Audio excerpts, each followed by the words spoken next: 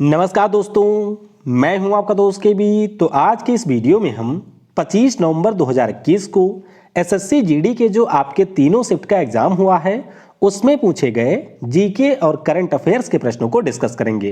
तो पहले शिफ्ट की वीडियो ऑलरेडी मैंने अपलोड कर दी है, अगर आपने नहीं देखा है तो उसे देख सकते हैं। इससे पहले जो भी शिफ्ट के एग्जाम हो चुके हैं उन सभी की एक मर्ज पीडीएफ मैंने टेलीग्राम पर भी अपलोड कर दी है, तो टेलीग्राम से आप लोग उसको डाउनलोड कर सकते हैं। तो चलिए इस वीडियो की हम करते हैं शुरुआत।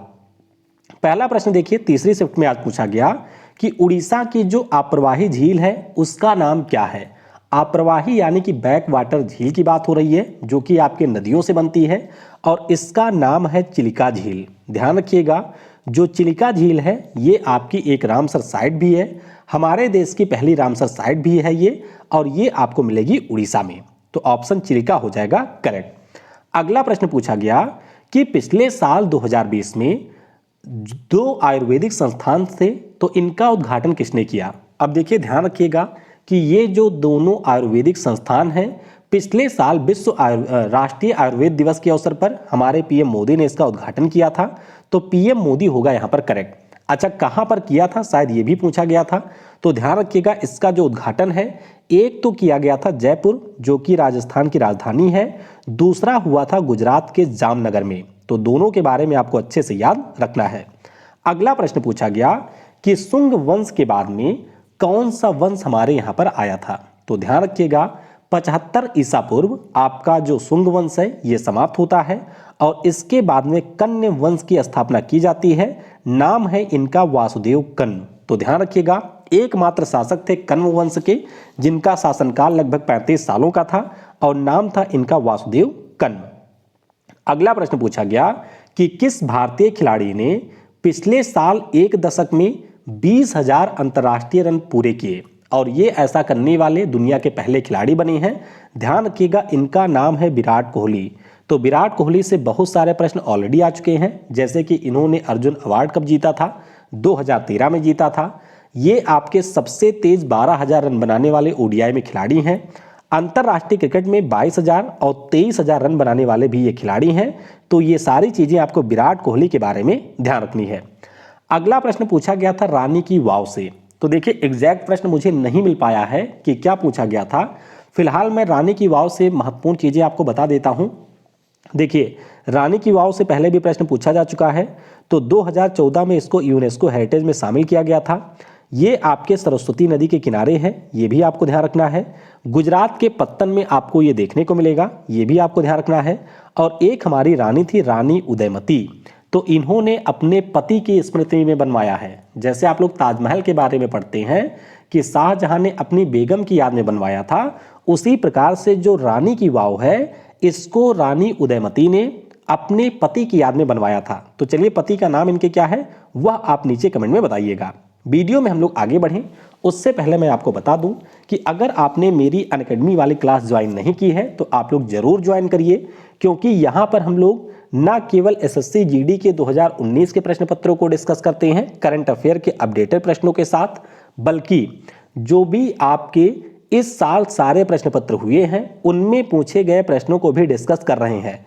तो चाहे आप किसी भी प्रकार के एग्जाम की तैयारी करते हैं, मेरी एक क्लास 12 बजे होती है, एक रात में 10 बजे होती है, तो इन दोनों क्लासेस को आप ज्वाइन कर सकते हैं। 10 बजे वाली जो क्लास है इसमें हम लोग डिस्कस कर रहे हैं पिछले 11 माह के 1500 बेस्ट करंट अफेयर के प्रश्न। तो 2 पार्ट इसके ऑलरेडी हो चुके हैं, इस क्लास को भी आप लोग ज्वाइन कर सकते हैं। अनअकैडमी के ऊपर आपको बहुत सारी फ्री क्लासेस तो मिलती ही हैं। इसके अलावा अगर आप किसी भी एग्जाम की एक सिस्टमैटिक वे में तैयारी करना चाहते हैं तो अनअकैडमी का प्लस कोर्स भी आप परचेज कर सकते हैं। ध्यान रखिएगा, मेरा कोड KV10 है, तो इसे यूज करने के बाद आपको 10% का डिस्काउंट मिलेगा। फिर भी अगर आप मैक्सिमम डिस्काउंट चाहते हैं तो ये मेरा व्हाट्सएप नंबर है, इसके ऊपर आप मैसेज कर सकते हैं। और अगर आप आने वाले शिफ्ट में जीडी का एग्जाम देते हैं तो भी आप लोग इस नंबर के ऊपर कॉन्टैक्ट कर सकते हैं। अगला प्रश्न पूछा गया कि जो जोंक नदी है ये किस राज्य में बहती है। तो इस साल जो मैंने नदियों वाला वीडियो बनाया था उसमें मैंने आपको इस नदी के बारे में बताया था। ध्यान रखिएगा, इस नदी से आपकी यूपीएससी में भी प्रश्न पूछा जा चुका है। और जोंक नदी की बात करें तो ये उड़ीसा और छत्तीसगढ़ में बहती है। कहां पर? उड़ीसा और छत्तीसगढ़ में ये बहती है। महानदी की सहायक नदी है जोंक, तो इसके बारे में भी आप लोग ध्यान रखेंगे। फिर एक प्रश्न पूछा गया कि 2020 में गेहूं का एमएसपी मूल्य कितना था। ध्यान रखिएगा, एमएसपी का मतलब होता है मिनिमम सपोर्ट प्राइस, यानी कि जो न्यूनतम समर्थन मूल्य सरकार के द्वारा दिया जाता है। अगर हम लोग बात करते हैं 2020 की, तो ध्यान रखिएगा 2020 में ये 1975 था और इस साल सरकार ने इसमें 40 रुपए बढ़ा दिए हैं, तो अब इसका करंट मूल्य हो चुका है 2015 रुपए पर क्विंटल, यानी कि 100 किलोग्राम अगर आप गेहूं बेचते हैं तो सरकार की तरफ से आपको 2015 रुपए मिलेगा एज एमएसपी। अगला प्रश्न पूछा गया कि हिंदी में जो पहला साहित्य अकादमी पुरस्कार है ये किसे दिया गया। तो हिंदी में अगर हम लोग साहित्य अकादमी की बात करें तो ये 1955 में मिला था हमारे माखन लाल चतुर्वेदी को। हिम तरंगिणी नाम की जो इनकी रचना है उसके लिए पहला हिंदी का साहित्य अकादमी इन्हें मिला था, तो इसके बारे में भी आप लोग ध्यान रखेंगे। अगला प्रश्न पूछा गया कि भारत में जो नोटबंदी है ये कब लागू हुई थी। तो बहुत ही आसान है, ये कई परीक्षाओं में ऑलरेडी पूछा जा चुका है, अभी हमने इसके 5 साल भी पूरे किए हैं, तो ये लागू हुई थी 8 नवंबर 2016 को। अगला प्रश्न पूछा गया कि जो तीसरा विश्व हिंदी सम्मेलन है ये आपके कब या कहां पर हुआ था। तो ध्यान रखिएगा, सबसे पहली बार जो पहला विश्व हिंदी सम्मेलन है ये 10 से 12 जनवरी 1975 को हुआ था नागपुर में। अगर हम लोग तीसरे की बात करें तो ये हुआ था 1983 में अक्टूबर महीने में दिल्ली में, तो इसीलिए ध्यान रखिएगा कि ये हुआ था आपके दिल्ली में। अगला प्रश्न पूछा गया कि आईपीसी की जो धारा 304A है इसका संबंध किससे है। तो भैया आज से एक नई बात हो गई है कि आईपीसी की धारा भी आपकी पूछी जा रही है। मुझे लग रहा है कोई यूपीएसआई वाला है जो पेपर सेट करते हुए कुछ क्वेश्चन यहाँ पर भेज दे रहा है। तो आईपीसी की धारा वैसे नहीं पूछी जाती थी जीडी में कभी, लेकिन आज सुबह भी पूछे गए और शाम वाले तीसरे शिफ्ट में शायद 2 प्रश्न पूछे गए हैं यहाँ से। तो फिलहाल अगर हम 304A की बात करते हैं तो इसका सिंपल सा मतलब है कि अगर आपकी लापरवाही से किसी भी व्यक्ति की मौत हो जाती है जो कि गैर इरादतन हत्या की कोटि में नहीं आता है, तो इसके लिए व्यक्ति को कारावास 2 सालों का या फिर उसे जुर्माना यहां पर हो सकता है। तो ये आपका होता है आईपीसी का 304A। एक कोई आपके ट्रांसजेंडर से रिलेटेड आईपीसी भी पूछा गया था, अब वो क्या था आप नीचे कमेंट में बताइएगा। अगला प्रश्न पूछा गया सेकंड शिफ्ट में कि नूरजहां के विवाह का पहले नाम क्या था। तो इनका पहले नाम हुआ करता था मेहरुन्निसा, बाद में इनकी शादी हो जाती है जहांगीर से, तो जहांगीर की बेगम थी, नाम इनका है नूरजहां। फिर एक प्रश्न पूछा गया कि वर्ष 2020 तक भारतीय संविधान में कुल कितने संशोधन हुए हैं। पहले भी ये पूछा जा चुका है, ध्यान रखिएगा 2020 तक 104 संशोधन हुए थे और अगर हम लोग अब की बात करते हैं तो अब तक आपके हो चुके हैं 105। इस साल आपका 105वां हुआ है, जिसके जरिए हमारे राज्य सरकारों को ये पावर मिली है कि वे अपनी ओबीसी की सूची बना सकते हैं।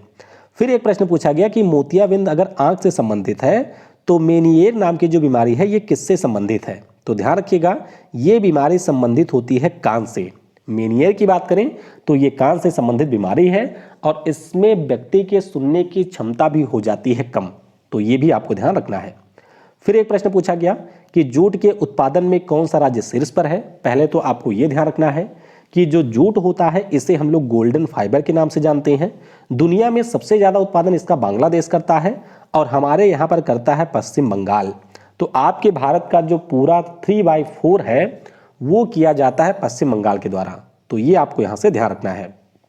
अगला प्रश्न पूछा गया कि मोतियाबिंद जिस प्रकार से आंख से संबंधित बीमारी है उसी प्रकार से हड्डियों से संबंधित बीमारी का नाम क्या है। तो ध्यान रखेंगे इसका नाम है ऑस्टियोपोरोसिस। क्या नाम है? ऑस्टियोपोरोसिस आपके आंख से संबंधित बीमारी है। फिर एक प्रश्न पूछा गया कि जो लाल बाग बगीचा है ये आपको किस राज्य में देखने को मिलेगा। तो ध्यान रखिएगा लाल बाग आपके है कर्नाटक में। कहां पर? कर्नाटक में ये आपका स्थित एक बगीचा है। फिर एक प्रश्न पूछा गया कि चंद्रगुप्त मौर्य का उत्तराधिकारी कौन था। तो ध्यान रखिएगा चंद्रगुप्त मौर्य के बाद में इनका पुत्र बिंदुसार बनता है राजा। फिर एक प्रश्न पूछा गया कि 151 एसए नाम की जो पुस्तक है इसके लेखक कौन है। तो इसको लिखा है एससी गुप्ता ने। क्या? किसने? एससी गुप्ता ने ये पुस्तक लिखी है। फिर एक प्रश्न पूछा गया कि जो रॉयल बंगाल टाइगर है ये राष्ट्रीय पशु कब घोषित किया गया था। तो ध्यान रखिएगा ये राष्ट्रीय पशु घोषित हुआ था 1973 में। इससे पहले पूछा जा चुका है कि जो गंगा डॉल्फिन है वो कब हुई थी धरोहर हमारी जलीय पशु, तो ध्यान रखिएगा उसको 2009 में घोषित किया गया था। और 2010 में जो आपका एशियाई हाथी है उसको राष्ट्रीय धरोहर पशु घोषित किया गया था। तो राष्ट्रीय पशु रॉयल बंगाल टाइगर है और राष्ट्रीय धरोहर पशु है एशियाई हाथी। अगला प्रश्न पूछा गया कि भारत के कितने राज्य हैं जहां पर द्विसदनात्मक विधायिका है, यानी कि आपको विधानसभा और विधान परिषद दोनों मिलेगी। तो ये है 6, उत्तर प्रदेश, बिहार, कर्नाटक, महाराष्ट्र, तेलंगाना और आंध्र प्रदेश। अगला प्रश्न है कि आर्य समाज की स्थापना के समय भारत के वायसराय कौन थे। तो ध्यान रखिएगा आर्य समाज की स्थापना 4 अप्रैल 1875 को हुई थी और उस 10 अप्रैल को हुई थी। और उस समय जो वायसराय थे इनका नाम है लॉर्ड नॉर्थब्रुक। क्या नाम है? लॉर्ड नॉर्थब्रुक इस समय वायसराय थे और दयानंद सरस्वती के द्वारा इसकी स्थापना की गई थी। अच्छा, एक पॉइंट आपको और ध्यान रखना है कि जो हमारे राज्यों में आपकी विधान परिषद होती है उसको समाप्त करने की शक्ति या गठन की शक्ति संसद के पास में होती है और इसके लिए अनुच्छेद है 169। तो ये भी आपको ध्यान रखना है। अगला प्रश्न पूछा गया कि जो काठमांडू है नेपाल की राजधानी वो किस नदी के किनारे है। तो ये आपको मिलेगी बागमती नदी के किनारे। किसके? बागमती नदी के किनारे। फिर एक प्रश्न पूछा गया था शायद सुबह वाले शिफ्ट में कि धारा 354 किससे संबंधित है। ये भी आपके आईपीसी से जुड़ी हुई धारा है। तो अगर आप लोग किसी भी स्त्री को लज्जित करने या मतलब उसको बेइज्जत करने के उद्देश्य से कोई भी काम करते हैं या उसके ऊपर हमला या बल प्रयोग करते हैं तो ये आपके धारा 354 से संबंधित है। एक प्रश्न और पूछा गया था शाम वाले शिफ्ट में, मुझे एग्जैक्ट नहीं पता है ये प्रश्न क्या था, कि महाराणा प्रताप के घोड़े का नाम क्या था। अब देखिए घोड़े का नाम तो चेतक था। तो क्या एग्जैक्ट प्रश्न था, अगर आप में से किसी को पता है तो नीचे जरूर बताइएगा। तो इस प्रकार से हमने तीनों शिफ्ट के प्रश्नों को डिस्कस कर लिया है। कोशिश मैंने की है कि उन्हीं प्रश्नों को डिस्कस करूं जो आपसे पूछे गए हैं। अदरवाइज प्रश्न पूरा करने के लिए बहुत सारे प्रश्न भी ऐसे किए जा सकते थे। तो वीडियो को लाइक और शेयर जरूर करिए। बाकी जो मैंने नंबर बताया है उस पर भी आप लोग अपने प्रश्नों को शेयर कर सकते हैं। Thanks for watching.